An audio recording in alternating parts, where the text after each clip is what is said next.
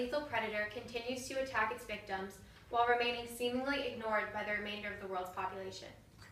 Malnutrition, a lack of nourishment so extreme that one's body cannot grow, combat disease, or perform otherwise simple tasks, affects more than 870 million people across the world.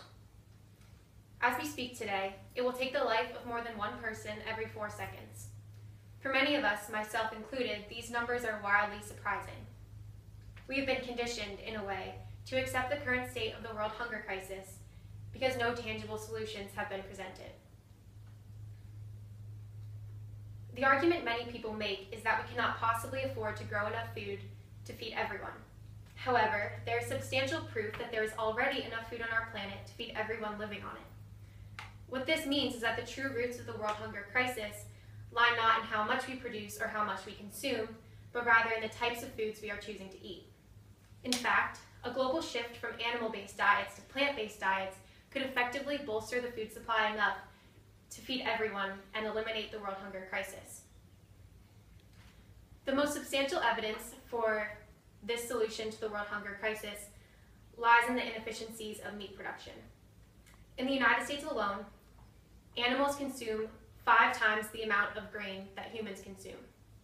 On a more global scale, more than 50% of corn and 80% of soybeans are consumed by livestock.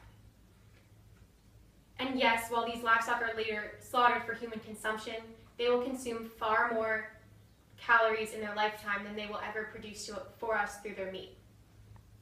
Consider the cow. 1 single calorie of beef is produced using over 30 calories of grain. What this means is that a single 200-calorie serving of beef at dinner is produced with over 6,000 calories of grain. This 6,000 calories is enough to feed someone who is starving for more than 3 days in full. And before the carnivores tune me out, I would like to propose a compromise. It's not completely necessary to transition completely from animal-based to completely plant-based. The University of Minnesota did a study saying that should we feed all crops to humans rather than to animals, there would be a 70% increase in the food supply, enough to feed more than 4 billion more people. As 870 million, the amount of people currently starving, is only about 20% of 4 billion, we would only need to decrease our meat intake by about 20%. For someone who eats 14 meals, including meat per week, that would be a decrease of about 4 meals.